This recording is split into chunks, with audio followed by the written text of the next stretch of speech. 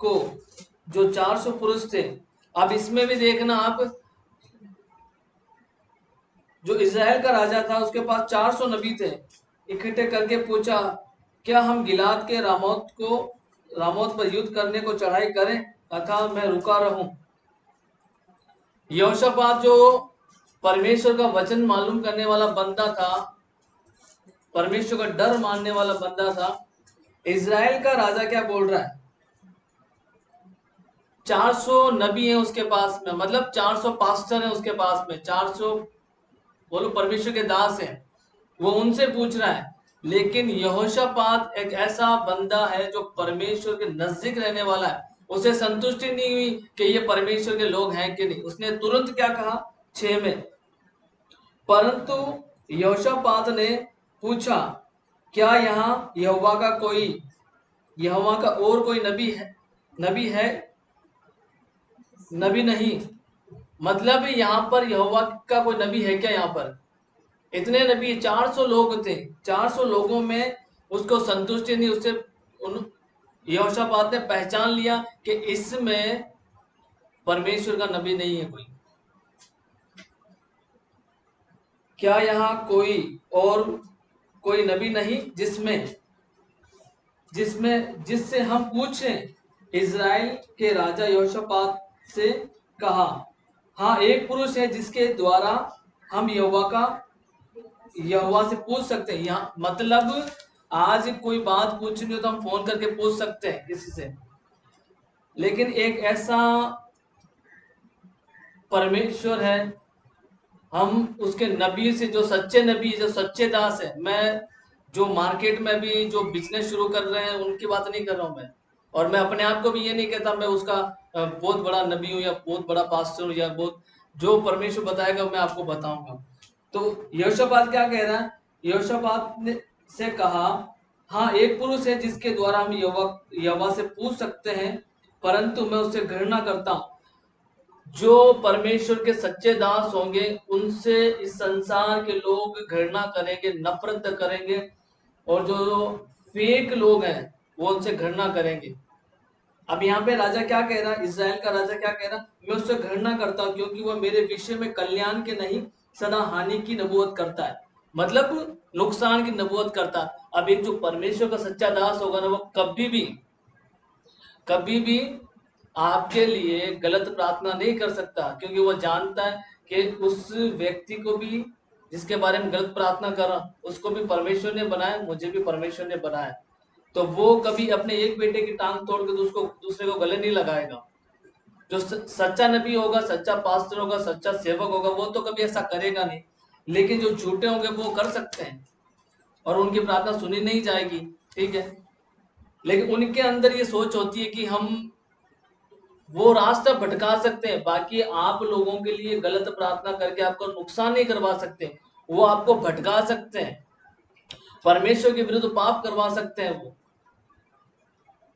क्योंकि उनकी खोज अधूरी है। इसीलिए वचन में लिखा है कि वे ना खुद तो पहुंचते हैं उस द्वार तक, ना दूसरों को पहुंचने देते हैं, क्योंकि खोज अधूरी है। खोज परमेश्वर की, जो वचन कहता है कि यहोवा के खोजों को किसी भी वस्तु की घटी नहीं रहेगी, वो अपने खोजने वालों को प्रतिफल भी देता है। यहाँ पे खोजते नहीं और जाके क्या करें, नबूवत करे, प्रार्थना करें, लंबी लंबी प्रार्थनाएं करें, लेकिन उनकी प्रार्थना से कोई फर्क नहीं पड़ रहा है और राजा भटक रहे हैं। लेकिन जो एक लिखा है कि एक है जिससे मैं घृणा करता हूं, और यहोवा का वचन भी मालूम कर सकते हैं उससे, वो एक्यूरेट बताएगा, लेकिन मैं उससे नफरत करता हूं। वो मेरे कल्याण की नहीं वरन हानि की नबूवत करता है, वह यमला का पुत्र मिकाया है। यहोशापात ने कहा, राजा ऐसा ना कहे। अब जो सच्चे लोग होंगे ना, वो अगर किसी नबी के बारे में, किसी पास्टर के बारे में कोई बोलेंगे ना, वो समझ जाएंगे कि नहीं नहीं यार, इसके बारे में ऐसा मत बोल, इसमें कुछ ना कुछ तो है, क्योंकि हम एक नबी को नहीं, उस नबी के बनाने वाले को बोलते हैं। लेकिन परमेश्वर का वचन ये कहता है, अगर जो पाप करे तो सबके सामने से समझा दे, ताकि दूसरे भी डरें। पतरस प्रेरितों के काम में उसने कहा है, पौलुस ने, कि अगर कोई गलती कर रहा है, पाप कर रहा है, तो सबके सामने चिता दे, बता दे ताकि दूसरे भी डरे। आज क्या होता है कि हम पाप ढक देते हैं कि हाँ फलाना ने इसने ऐसा किया और कोई नहीं, हमारे चर्च की बदनामी होगी, हमारे परिवार की बदनामी होगी। अगर लड़की कुछ करे तो माँ उसके पाप ढक रही, अगर बेटा कुछ करे तो माँ उसके पाप, माँ बाप पाप ढक रहे हैं, लोगों के सामने प्रेजेंट नहीं कर रहे। आज मैं कहीं भी जाता हूँ, मेरे बच्चे मेरे साथ रहते हैं, अगर वो किसी के सामने अगर कुछ गलती की, मैं सबके सामने थप्पड़ मार देता हूँ उनको। 5 साल का मेरा लड़का, 7 साल की मेरी लड़की, अगर वो किसी के सामने कुछ भी उल्टा फुल्टा किया, मैं तुरंत उसको वहीं पे थप्पड़ मारता हूँ, तुरंत वहीं पे बोलता हूँ। क्योंकि आज अगर मैं उनको सबके सामने अगर नहीं बोलूंगा तो वो उनके माइंड सेट हो जाएगा कि माँ बाप दूसरों के सामने कुछ बोलेंगे नहीं, वहां पे हम अपने मन की कर सकते हैं। लेकिन मेरे बच्चों को पता है कि ये बाप ऐसा है, ये दूसरों के सामने भी नहीं छोड़ता, तो अकेले को तो सोचो क्या करेगा। क्योंकि मैं उस बैकग्राउंड से निकल कर आया हूँ कि मुझे कुछ कहा नहीं जाता था लोगों के सामने, और मन मर्जी करता था, तो अपनी लाइफ में ऐसे ऐसे घिनौने काम किए मैंने। क्यों? क्योंकि मुझे उसी तरह से रखा नहीं गया, और मैं नहीं चाहता कि मेरी लाइफ में, मेरे बच्चों की लाइफ में ऐसी चीजें अब दोबारा हो। तो मैं क्या, उसकी खोज में लग गया। खोज करना मतलब ये नहीं कि हम चर्च जा रहे हैं, प्रार्थना कर रहे हैं, बस हो गया, बाइबल पढ़ रहे, फास्टिंग करें, 40 फास्टिंग रखना, ये करना वो करना, ये वो फलाना। लेकिन खोज, खोज मतलब अगर आपको वचन मिला है परमेश्वर का एक, अगर उस एक वचन की खोज नहीं कर रहे हो, पूरा पढ़ने की जरूरत नहीं। मैं तो एक चीज जानता हूँ, अगर एक वचन आपको मिला, उस वचन के द्वारा परमेश्वर से बात करें कि परमेश्वर ये वचन तूने दिया है, ये किस वजह से दिया है, इसमें है क्या, इसके गहरे भेद मुझे बता।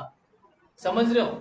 अगर कोई व्यक्ति आपसे आया है बात करने, तो परमेश्वर ये क्यों आया, अगर आप में आत्मा होगा परमेश्वर का तो आप पहचान लोगे वो क्यों आया। उसके पीछे का बैकग्राउंड देखो, क्योंकि इस धरती पर बिना आत्मा के कुछ नहीं होता, अपने आप कुछ नहीं होगा, और हर एक चीज आत्मा के द्वारा होती है। अब हम सोच ले यार ये तो इंसान ने कर दिया, बाबा तुम प्रार्थना करो उसके बारे में, आपको पता चलेगा कि ये इंसान ने किया, ये आत्मा ने किया। समझ रहे हो? मैं अपने ये जो सेकंड फ्लोर है, सेकंड फ्लोर में मैं और मेरी वाइफ बैठे थे, कुछ बात कर रहे थे, तो वहां से पानी के छींटे आए। ना उस टाइम ना कोई बारिश थी, ना कोई छत में लिखी थी, कुछ भी नहीं है, हाँ? फास्ट हटा दो सेकंड पे हमारे छींटे आए पानी के। तो ऊपर चेक किया, ना ही बच्चे बच्चे स्कूल गए हुए थे। अब सोचो वो पानी कैसे आया। फिर अभी कल परसों के बाद हम टेरेस पे थे, टेरेस पे हस्बैंड वाइफ बच्चे सब थे उधर ही, उधर भी पानी आया। पानी की छींटे मतलब ना कोई बारिश का मौसम है, ना कोई इधर उधर, सबसे ऊंची जैसा घर है तो उसमें हम रहते हैं, तो वो पानी कहाँ से है? ये परमेश्वर की ओर से। क्योंकि हम अगर उसकी खोज में रहेंगे, वो साइन देगा। और करीब 2 दिन पहले ऐसा मन था कि यहाँ से मैं चला जाऊं, मुझे नहीं रहना, उग के ऐसे अच्छा नहीं लग रहा था। तो प्रभु ने साइन दिया कि मेरे बेटे मैं तेरे साथ हूं, तू यहीं रहना है। जब भी परमेश्वर के नबी कहीं जाएंगे, दास कहीं जाएंगे, तो शैतान पूरा जोर लगाएगा कि उसे वहां से हिलाए। समझ रहे हो मेरी बात को? वो हिलाएगा। कहीं पे भी आप सेवा करो, कहीं पे भी आप रहते हो, आप एक हाउस वाइफ हो या आप वर्कर हो, कोई भी हो, अगर परमेश्वर की योजना आपके जीवन में काम कर रही है, तो शैतान हमेशा चाहेगा आपको उस योजना से हटा दे। वो आप शैतान कभी नहीं चाहेगा कि उसकी खोज में रहे। लूसीफर को, लूसीफर भी क्या करता, वर्शिप पर था, वर्शिप वो खोज कर रहा, वर्शिप में उसने खोज कर करके क्या पाया, परमेश्वर के जो भेद थे उसने पाया, उसने सामर्थ ले ली, जैसे कि वर्शिप